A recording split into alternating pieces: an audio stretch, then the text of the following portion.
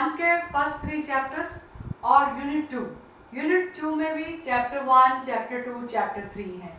और इसमें republics and kingdoms, पहले हमने सोर्सेज ऑफ हिस्ट्री पढ़ा, उसके बाद में हड़प्पन सिविलाइजेशन जो कि भारत की सबसे पुरानी प्राचीन सभ्यता मानी जाती है, उसके बाद में वैदिक सिविलाइजेशन जिससे हम आर्य सभ्यता की शुरुआत मानते हैं।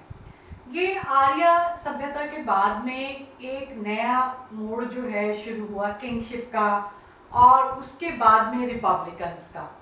तो ये रिपब्लिक्स एंड किंगडम्स जो है फुल फ्लैश्ड, अपने आप में किसी राजा का अधिकार। रिपब्लिक्स जिनके अंदर राजा के साथ साथ में कोई और व्यक्ति भी है जिसके हाथ में थोड़ी पावर्स जो हैं वो कंसंट्रेटेड हैं।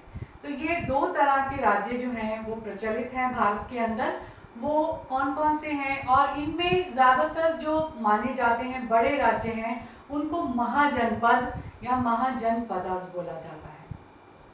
तकरीबन पूरे भारत के अंदर, नॉर्थ इंडिया की ज़्यादातर हम बात करेंगे, इसके अंदर 16 जनपद हैं महाजनपद।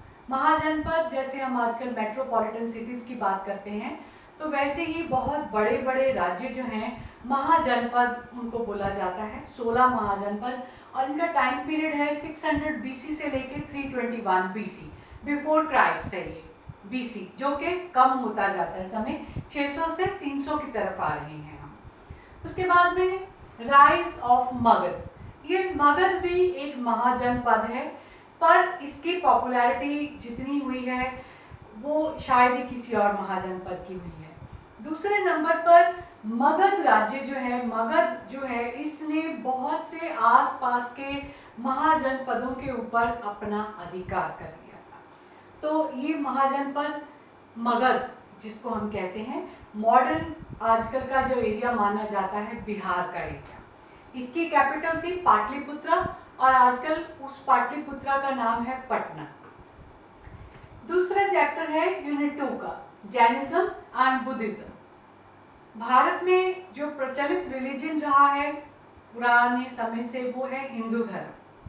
और हिंदू धर्म के अंदर जब थोड़ा सिस्टम जो है वो कंजेस्टेड होने लगा, कंजेस्टेड की बात ये है कि सोशल सिस्टम के अंदर ऐसी जो कंडीशंस आने लगी जो लोगों के लिए बेयर करना मुश्किल हो गई। कास्ट सिस्टम हो गया, रिलीजन के नाम पे बहुत ज़्यादा सख्ताई हो गई, रिलीजन के अंदर बहुत ज़्यादा जो है वो अलग अलग तरह के ट्रेडिशंस पॉपुलर हो गए जो हर किसी के लिए मेंटेन करने इजी नहीं थे। तो उसके लिए, उसको दूर करने के लिए, हटाने के लिए, रिलैक्स करने के लिए, लिबरल बनाने के लिए कुछ लोग सामने आए जिनमें दो नाम बहुत पॉपुलर हैं, जैनिज्म, बुद्धिज्म। जैनिज्म के संस्थापक महावीर जैन, जिनका असल नाम वर्धमान है। बुद्धिज्म के फाउंडर जो हैं जिनको हम गौतम बुद्ध कहते हैं, और इनका असल नाम सिद्धार्थ था। ये जैनिज्म बुद्धिज्म क्या है, भारत में आगे चल के बहुत पॉपुलर हुए ये दोनों रिलीजन। और बुद्धिज्म तो बाहर के देशों में जितने भी साउथ ईस्ट एशियन कंट्रीज आप देखते हैं, साउथ एशियन कंट्रीज भी देखते हैं, जापान, चाइना, जावा, मलाया, सुमात्रा, थाईलैंड, इवन ये जो हमारे और सिंगापुर की तरफ आप जाएंगे उन सब में बुद्धिज़्म बहुत ज़्यादा मिलेगा, वो भारत से ही गया हुआ है।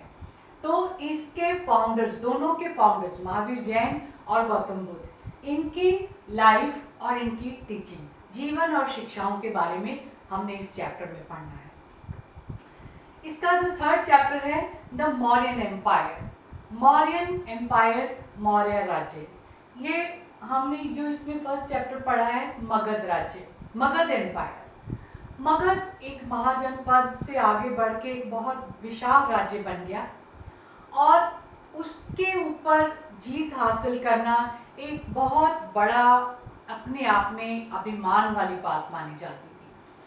ये मगध राज्य जो है, ये पहले ऐसे इसकी शुरुआत हुई एक महाजनपद की तरह, इसको शुरुआत की गई, जिसमें जो नाम बहुत पॉपुलर आते हैं, बिंदुसार का नाम आता है, बिंबिसार, और उसके बाद में अजातशत्रु, इनके नाम बहुत प्रचलित हैं जिन्होंने इसको आगे बढ़ाया। उसके बाद में नंद डायनेस्टी आई। नंद डायनेस्टी को ख़त्म करके एक और बड़ा एम्पायर मगध राज्य में बना, वो था मौर्यन एम्पायर, जो चंद्रगुप्त मौर्य ने स्थापित किया। तो मौर्यन एम्पायर के बारे में हमने पढ़ना है central and provincial administration. Central क्या है कि पूरे के पूरे राज्य का केंद्रित प्रशासन कैसा है। प्रोविंशियल के जो ये सारा का सारा मौर्यन एम्पायर है ये अलग अलग प्रदेशों में बांटा हुआ था, उन प्रदेशों का सिस्टम कैसे चलता था। जैसे अगर हम भारत की बात करते हैं, भारत का सेंट्रल एडमिनिस्ट्रेशन दिल्ली हमारी राजधानी है, वहाँ से चलता है। और आगे भारत को अलग अलग प्रोविंसेस में, स्टेट्स में बांटा गया है, तो स्टेट्स का अपना अलग अलग जो है वो एडमिनिस्ट्रेशन जो है वो चलता है। इसके बाद में रेवेन्यू। रेवेन्यू क्या है? इनकम का एक साधन है कि कैसे टैक्स जो है वो कलेक्ट किए जाते हैं। माल, इसको हम कहते हैं मालिया, माल विभाग हम इसके साथ में अटैच करते हैं। ये इनकम टैक्सेस के साथ में रिलेटेड है। Next is judicial system. कोई भी देश जो है उसके अंदर कुछ चीज़ें जो होती हैं बहुत ज़रूरी रहती हैं उसकी सक्सेस के लिए, उसकी डेवलपमेंट और ग्रोथ के लिए। One is the economic system.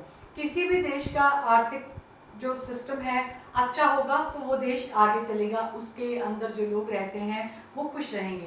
क्यों लोग बड़े बड़े देशों में भागते हैं? क्योंकि उनकी इकोनॉमी स्ट्रांग है, लोगों को पता है हमें इनकम का साधन मिल जाएगा। दूसरा पीस, शांतिपूर्वक जो देश चलते हैं उनमें लोग बड़े सेटिस्फाइड रहते हैं। जिन देशों के अंदर लड़ाई झगड़ा चलता है, अन्याय होता है, वो देश जो है उनमें लोग जो है टोटली डिससेटिस्फाइड होते हैं, उनको अपने देश में रहना अच्छा नहीं लगता है। तो जुडिशियल सिस्टम के मामले में मौर्यन एम्पायर जो है दैट इज़ वेरी पॉपुलर। तो उनका जुडिशियल सिस्टम क्या है, न्यायिक प्रबंध उनका कैसा है, ये हम इस चैप्टर में डिस्कस करेंगे। Next is local administration. ये हमने एडमिनिस्ट्रेशन की बात की है पहले, सेंट्रल एडमिनिस्ट्रेशन के ओवरऑल पूरे इलाके का, पूरे राज्य का। उसके बाद में जो राज्य को आगे प्रोविंसेस में, प्रांतों में बांटा गया है। फिर लोकल मतलब जो सबसे छोटी इकाई गांव, गांव का क्या एडमिनिस्ट्रेशन है। जनरली गांव में पंचायत जो है 5 व्यक्तियों का एक ग्रुप जो कि पूरे के पूरे गांव के एडमिनिस्ट्रेशन को चलाएगा, उसको हम लोकल एडमिनिस्ट्रेशन कहेंगे। दैन इज अशोकास धाम। ये मौर्यन एम्पायर जो है इसको स्थापित किया था चंद्रगुप्त मौर्य ने। उसके बाद में उसका बेटा बिंदुसार राजा बना और एक बहुत प्रचलित राजा रहा है इस एम्पायर का, मौर्यन एम्पायर का, दैट इज अशोका। अशोक जो है, किंग अशोका हम उसको कहते हैं, उसने कलिंग की लड़ाई लड़ी, कलिंगा की लड़ाई जिसको हम कहते हैं, मॉडर्न टाइम्स में कलिंगा का नाम उड़ीसा है। उसके ऊपर जीत तो उसने हासिल की, पर वो एक टर्निंग पॉइंट बना उसकी लाइफ के अंदर। तो अशोका ने अपना पूरा का पूरा पुराना लाइफस्टाइल चेंज करके अपने आप को एक नए लाइफस्टाइल के अंदर ढाला। और रिलीजन तो, रिलीजियस तो वो पहले भी था, बट अब रिलीजियस आस्पेक्ट, रिलीजियस पर्सपेक्टिव्स भी उसके चेंज हो गए।